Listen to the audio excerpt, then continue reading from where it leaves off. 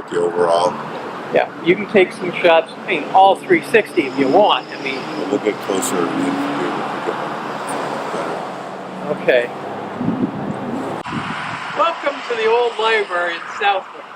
Built in 1894 to serve the needs of the citizens of Southwick for their reading enjoyment, it was designed by Westfield architect Augustus Holton. Holton was well known throughout the region, but in Westfield in particular, he was the architect of choice. Hundreds of residences as well as public buildings were designed by him during his period in the 1880s and 90s. This particular building must be described as a Victorian building, no matter how you try to otherwise describe it. Try to pick another style, Queen Anne, stick style, it's all here. Before we go inside, we'll take a walk around the building so that you can see what the entire edifice looks like. In the front pediment, which is the triangular area above the front porch, we have a triple window with the date of 1894, very clearly painted in. You have a nice little Romanesque arch center window with Gothic tracery in it, and a variety of applied moldings that create an interesting arrangement by themselves.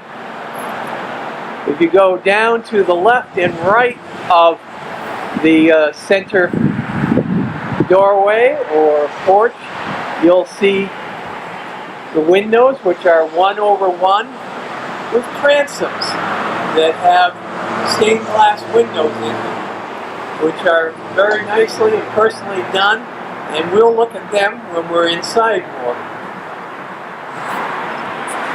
The front doors are the original also.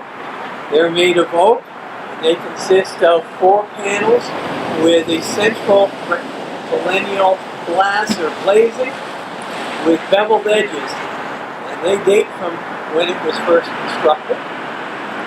The porch itself has fluted columns and 5 risers going up to the main deck.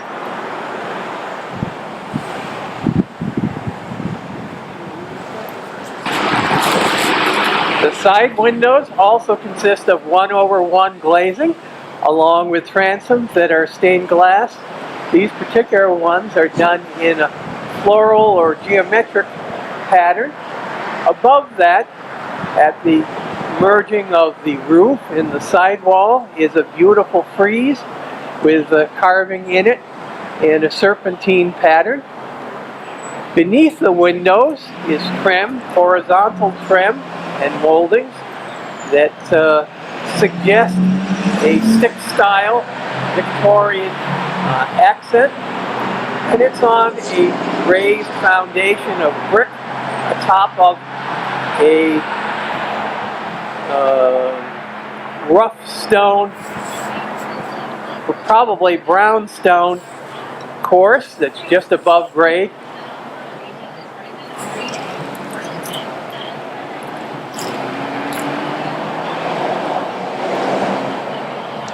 Just pan across it or give a view, that would be fine. I can describe the oil and the telecommunications. I swear that they were burning up, 20 computers with all that hobcobble there.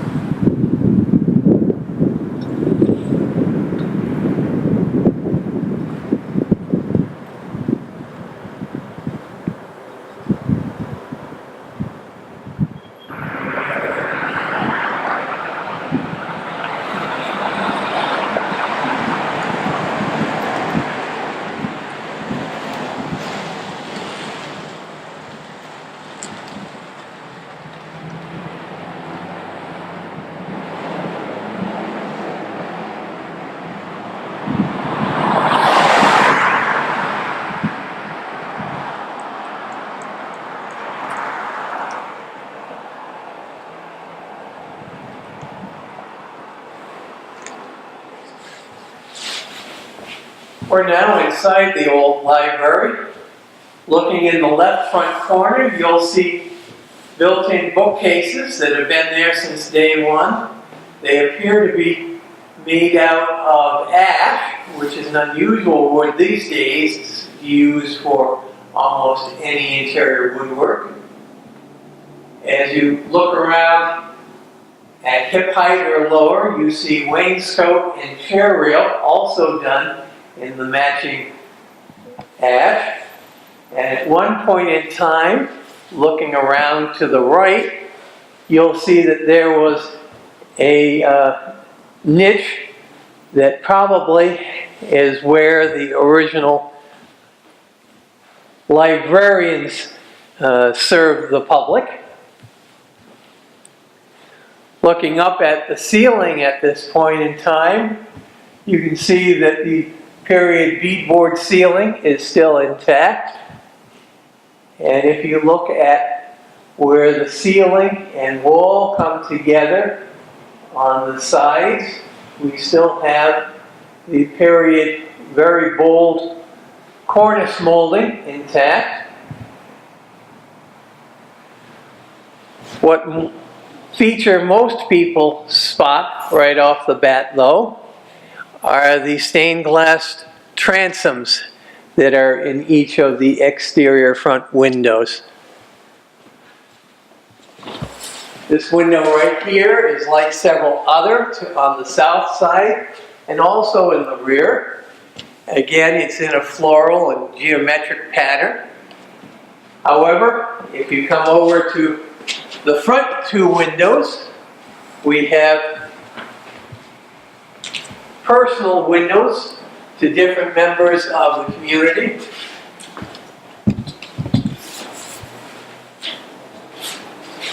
To the left is a memorial window for Charles Group. The Group family had been here since at least 1740. Going around to the front, you can see the memorial window for Joseph W. Rockwell, who was, I believe, the third physician in Southwick, and he served for a good part of the latter 1800s, meeting the medical needs of the citizens. And if you go around to the far right window on the front, you can see another memorial window for Heaton Granger, who lived into his 90th year. The Grangers were another family that were prominent throughout much of the 1800s.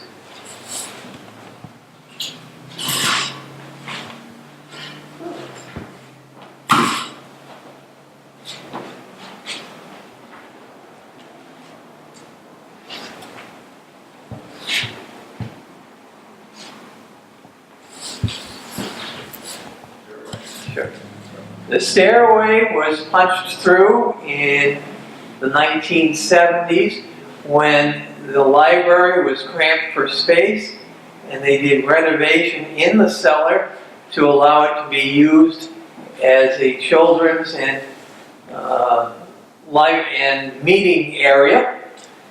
And at that point, they installed the L-shaped opening into the basement. And of course, this was the original access panel to the cellar, long before there was a stairway installed in the 70s.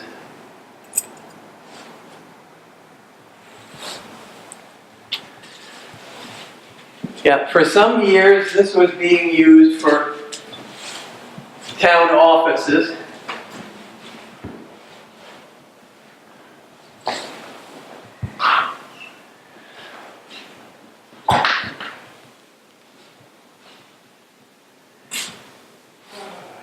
The two doorways were cut in when the library took this space over.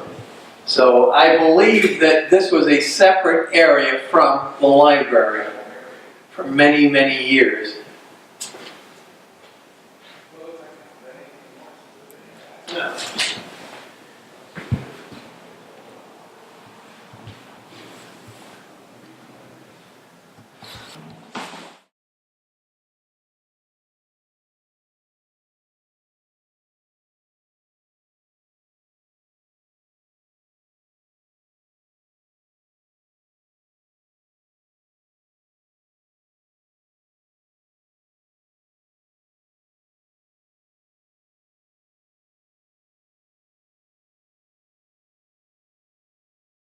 Okay.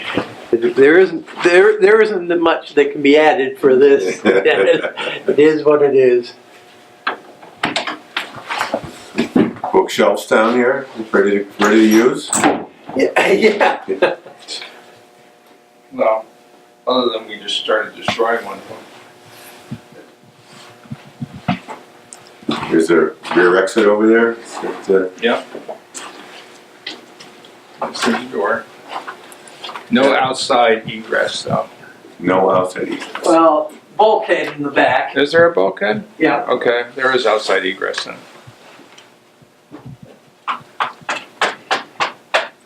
This looks like plastered brickwork.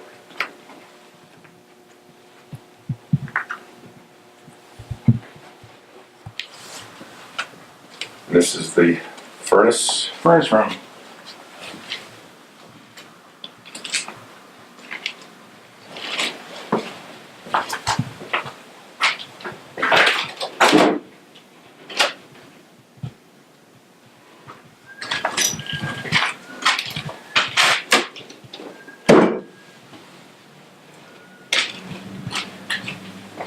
This was shelving that was upstairs at one point, I think. Yeah, varnished.